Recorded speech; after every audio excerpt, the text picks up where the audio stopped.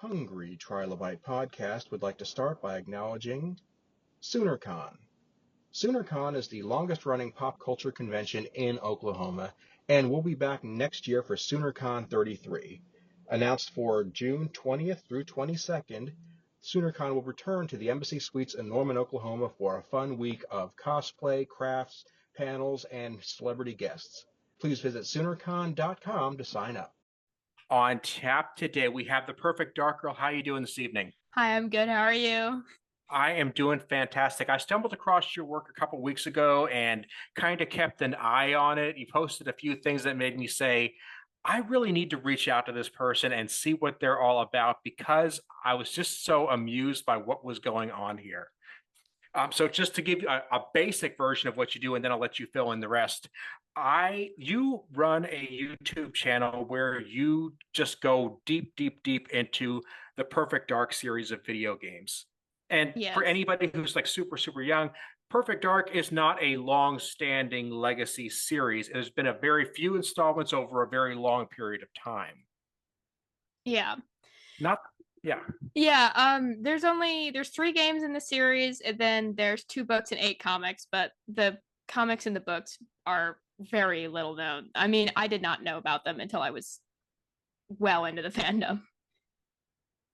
And this is just not the kind of thing that you would normally see somebody do a deep dive on, which is why I had to reach out to you. Somebody who's not into gaming might not realize that Perfect Dark, although all the games, as far as I understand, are very, very good, it just doesn't have that timeless, you've got to hear about this quality to it that, say, a Halo does or a Call of Duty or something like that. Yeah, it's got a little cult following, but like I think even the Reddit page probably has, I don't know, maybe probably way less than 20,000 members. It can't be much at all. Really, the fandom in general is very small, and this since the first game came out so long ago, the people who were interested in it back then, a lot of them aren't really in video games anymore. Some of them are, some of them aren't. And especially when I first joined the fandom, I think I was maybe 14 or 15 years old. No one was talking about the game. A server that I was in was like one of the most popular servers, and I think it had like 200 members for Discord. Okay. Okay, just for perspective there, you just said you got into the fandom when you were like 15. Mm-hmm. That's kind of about the age when I found Perfect Dark on the N64 at 15 when it first came out. Yeah. So this is kind of the difference we're talking about here. And I love the game because I was a big fan of GoldenEye, and it was considered a spiritual successor to GoldenEye, having the same play mechanics, just not the same characters. Yeah, it's very similar. A lot of people compare the games because the mechanics are very similar, and obviously the looks are very similar. Perfect Dark, if you have only played GoldenEye, is a lot like GoldenEye, except with a expansive, very in-depth story, and like it's like wild. And then the multiplayer aspect of it is, very, very large. With all the challenges and different simulants you can use and everything on the N64 version, and now an XBLA as well. And so did you get into the N64 game first, or there's an Xbox game that came after that Yeah. as well? Well, for me, I'm 19 years old, so I was born the year that Perfect Dark came out. Funny enough, I always like to brag about this. I was born the month that Joanna Dark was born, and the same day and year that the game came out, Perfect Dark Zero. And so fate is real. But anyways, I got into Zero first. I think I played a little bit of the original at the time. Ironically enough, I thought that Joanna Dark looked really scary on the cover of Zero, and so I didn't want to play the game because I thought she was gonna be like mean or something. I was really little. But I got stuck and grabbed by the ghoulies on Rare Replay, and then one day I was like, yeah, I'll give it a shot, because I think it's the next one right after that on the collection, and just completely fell in love with it day one. And for anybody listening to the audio version of this who can't see you right now, you actually have your hair styled much in the same way Joanna Dark does. Yes. Yeah, I have my hair dyed like her. I have done it ever since I was 16. I had surgery on my chest and I wanted to feel a little bit more confident in myself, and it's scary. It's 6-hour surgery, so I was like, yeah, I'll dye my hair like her because I really looked up to her. I was young, so and I just kept it like this ever since because I really like it. Okay, so you looked up to her. One of the things I like to do on the show is talk about how fandom makes our lives better.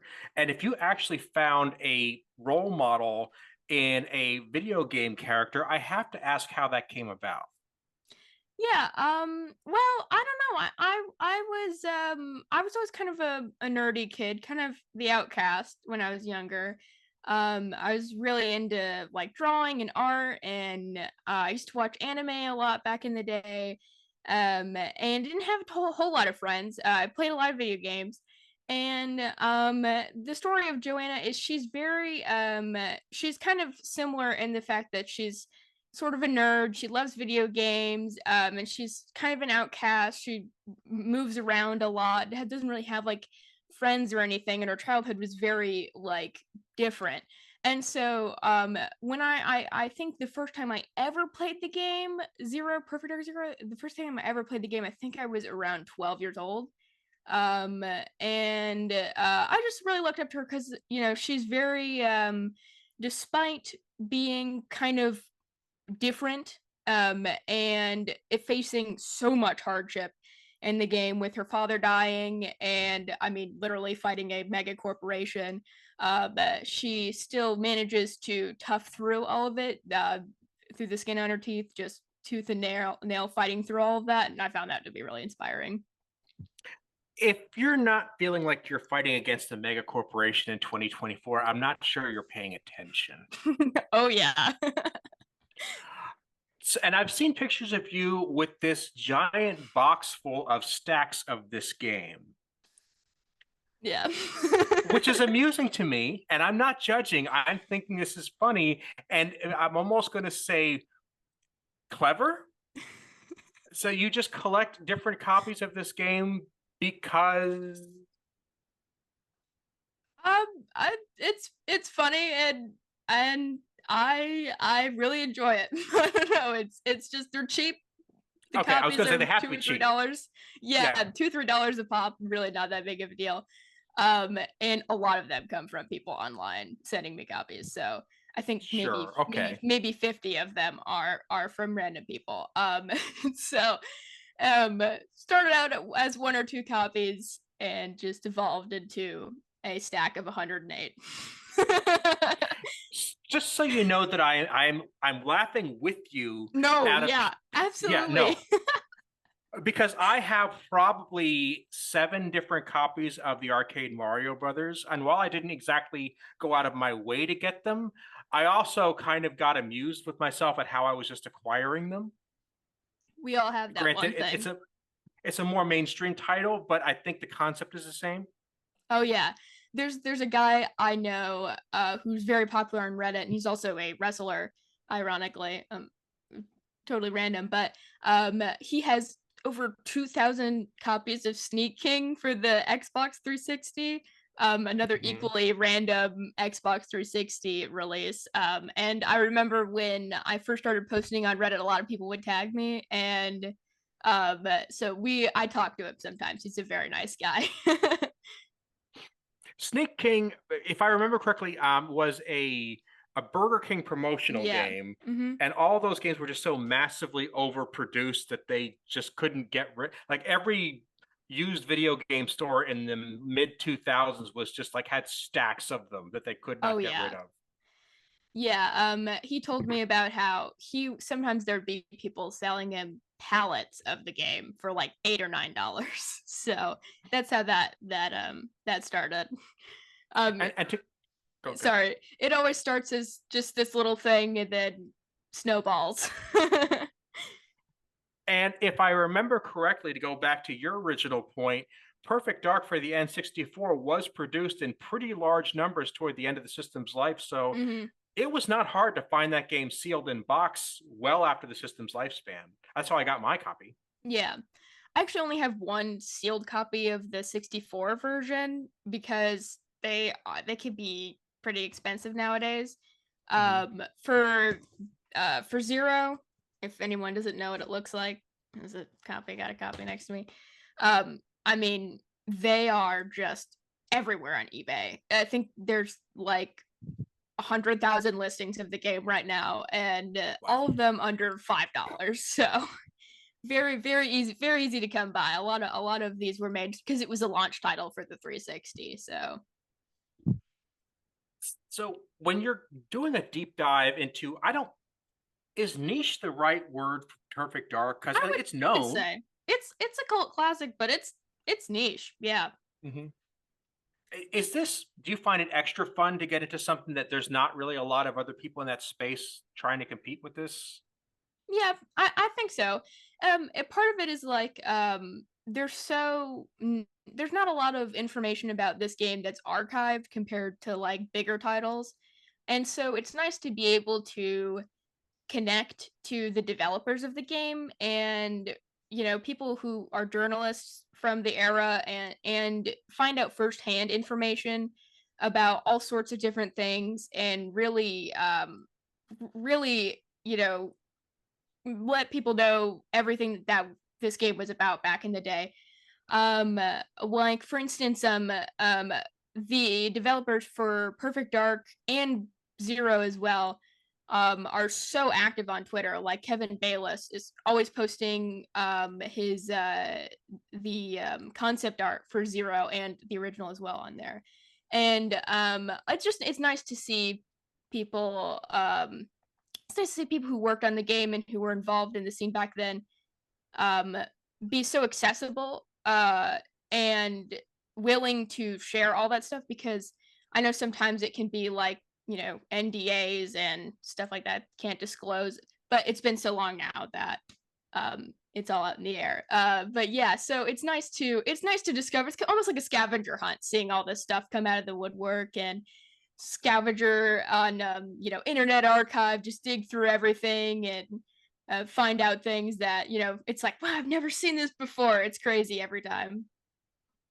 And both of these games, actually all of the Perfect Dark games, were basically made right before social media hit its stride, when it was still, I don't even want to use the word infancy. It was still kind of out of the primordial ooze of the internet becoming a thing. And so a lot of this stuff didn't have a way to get around in the same way it does now. People didn't have a way to put their voice up. There were ways, but I mean, this is just a whole different world it is now. So yeah, I totally relate. Yeah, even big events like XO5 Canada, I've maybe seen like, I don't know, 30 pictures of the whole event. There's not a lot of archiving done for it because there wasn't really like, oh, let me post this online. Some journalists had websites for themselves back then, but it wasn't that common, and a lot of them now are defunct, and so it's hard to find the stuff that was listed on there, especially downloads. It's pretty much impossible to get those. Mm-hmm. And not only were they not online, there was almost a cultural disposition to not put yourself out there, even on a website, or talk about your work. The stereotype that programmers really aren't very social people, which is not a very well-founded stereotype, but it does exist for a reason. Yeah.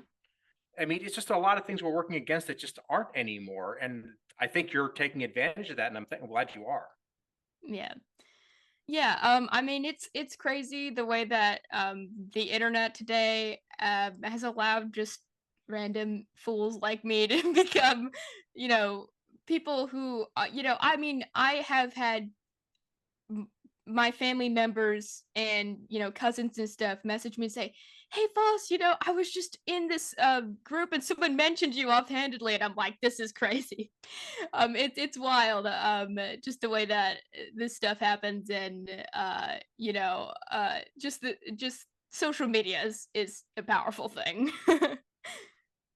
So you've got this YouTube channel. You have a couple dozen videos on there at the moment. It's still a fairly young channel. Yeah. Oh yeah. Yeah. What's I your didn't. grand ambition here? Mostly just to inform people about the game. Get people talking about it. There's a new game in the series coming up. Hopefully, in the next couple of years. I've heard a lot of buzz about it, and I have some interesting stuff coming up about that I can't mention, but Okay. just putting it out there.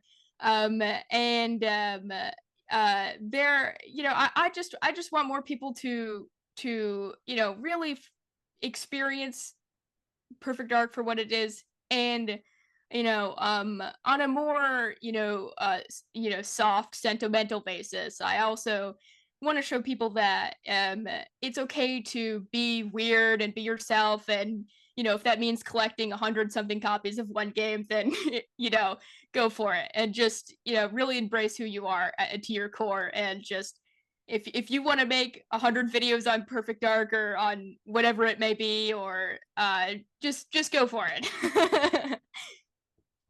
Well, the second thing you just said, I am all about that because I have many friends, all of whom are weird and wonderful in their own particular way.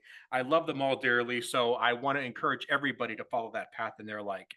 As far as the first thing, as far as what experiencing Perfect Dark and getting sinking your teeth into it, as somebody who is probably a bigger fan than I would ever be, if you wanted to have somebody try the game out for the first time, any of them, what's the right mindset? Let's get a little philosophical here. Hmm. Well, I would approach the games, obviously bearing in mind that they were released 20 years ago.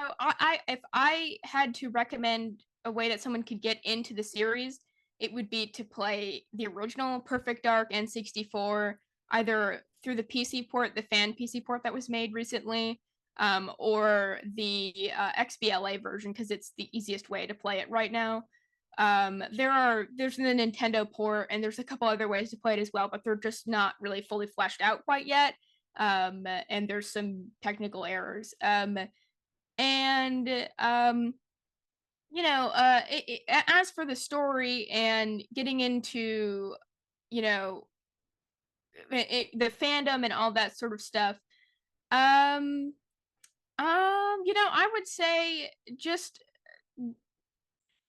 pay attention to the small details, because Perfect Dark is it's a weird game. The story is very bizarre. It's about aliens, mega corporations, presidential conspiracies, and there's a lot of things that initially don't seem to make much sense, but when you really look into all these little things that may seem unintentional, they're very well calculated down to, like in Zero, the main villain Jang Lee, he coughs a couple times, and his voice is kind of raspy, and the idea you're supposed to get is that he's a very sick man, who is the reason that he's trying to uh, become immortal, is essentially to save himself in this empire that he's created.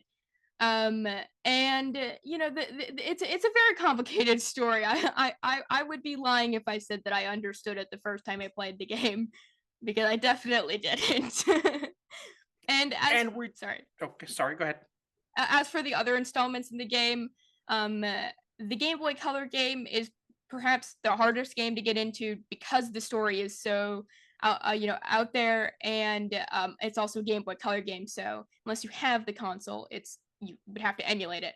And then as for Zero, it's backwards compatible on Xbox, so you can play it on 360 or any other Xbox console besides the original Xbox, which I'm wearing the shirt of. And I think it's remastered a little bit for the Series S and the Series X.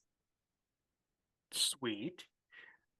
So, and you're talking about this really complicated story, and it just kind of occurs to me that in that era between the N64 and the late Xbox era to the beginning of the 360 era, that was kind of when storytelling on video game consoles really kind of gelled.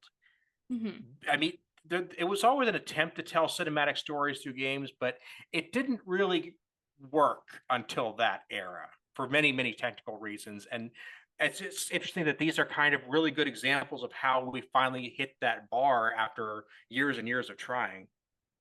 Yeah, yeah, exactly. Even a Perfect Dark on the 64, you couldn't play the single player mode unless you had the expansion pack, just because of how large the game had to be in order to tell the story that it had to tell. And then by the time the 360 had come out, games were less focused on, the actual, it being, for instance, the James Bond GoldenEye 007 game.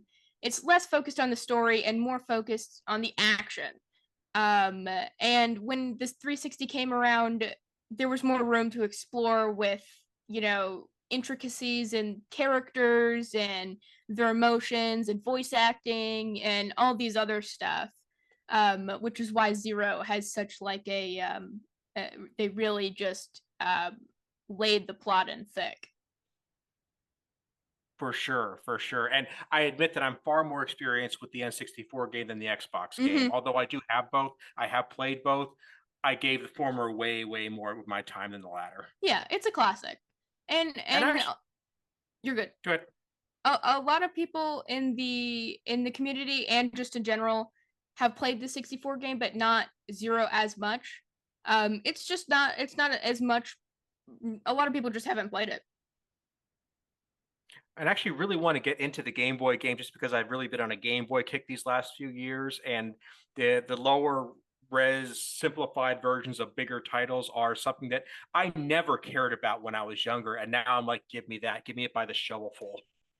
Yes. The Game Boy Color game establishes lore back to like 3000 BC. It's wild. And there are some very interesting characters in there, such as Max Danger, who is kind of like Jonathan, but he's not Jonathan. He uses Jonathan's voice actor and everything, but it's just, I guess it's supposed to be a different character. And the game is maybe the most kind of almost standalone out of the whole series because of how like out there it is, and just the stuff that it goes into isn't really touched on in the other games.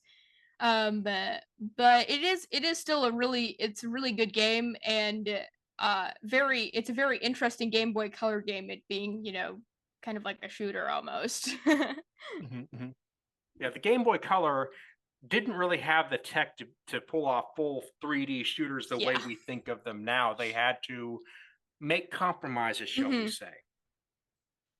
Yeah, it plays very interestingly.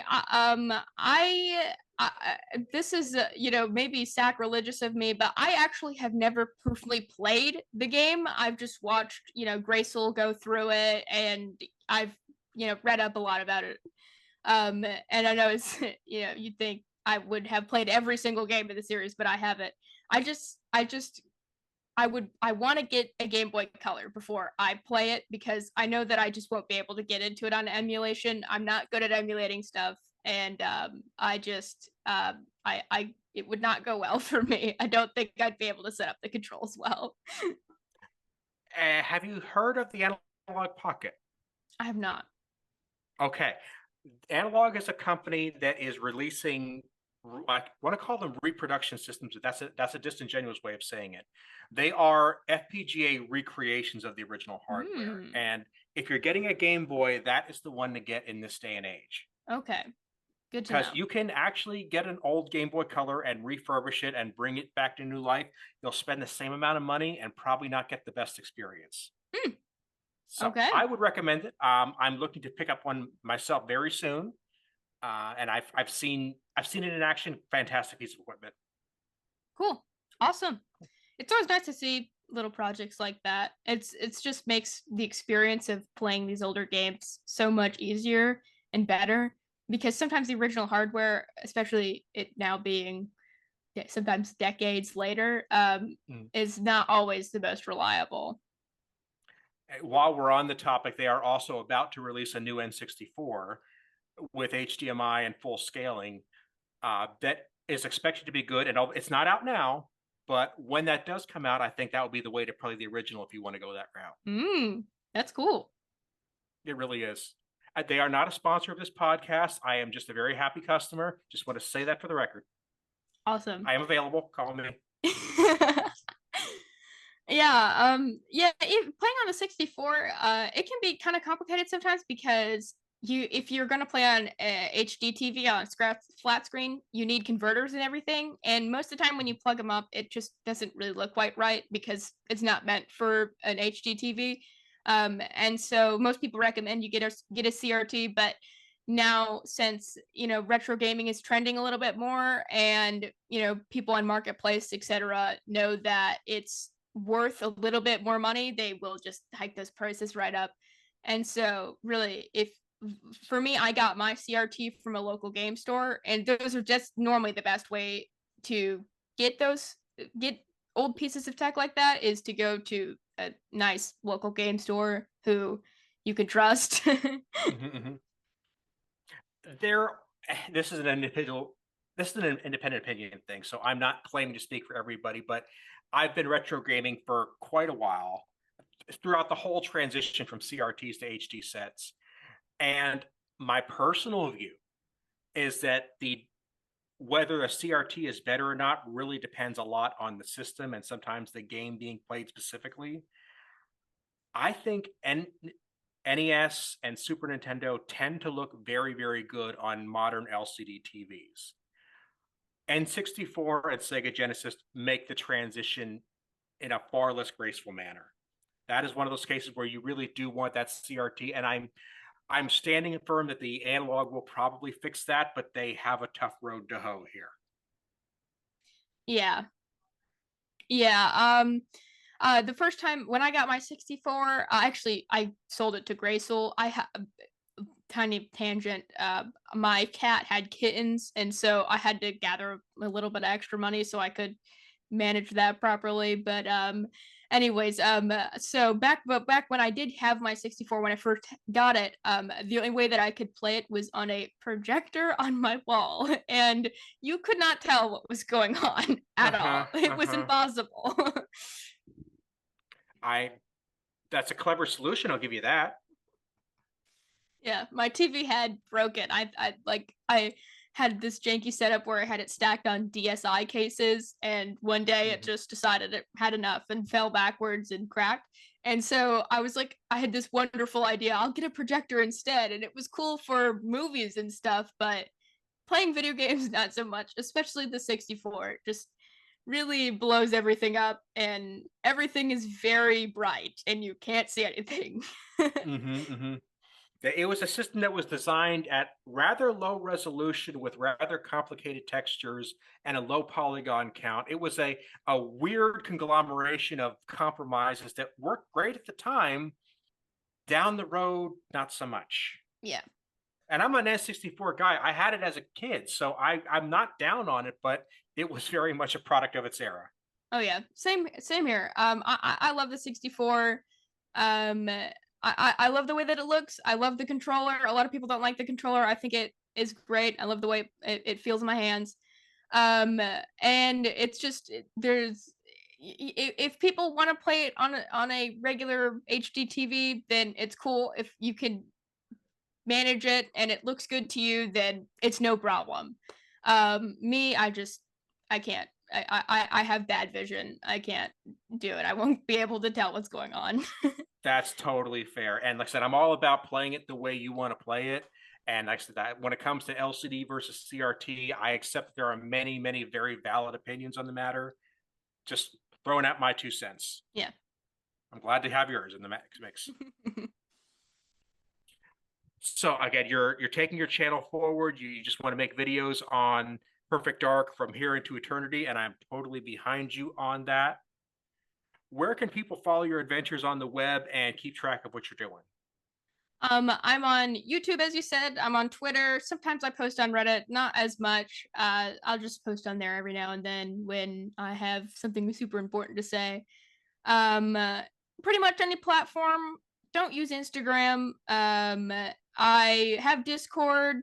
And if anybody would ever like to play Perfect Dark with me and have somebody obnoxiously talk your ear off the whole time, I'm here. My username is Fossilifer with 1 extra R on the end of it on that. And my Discord is the same name, Fossilifer.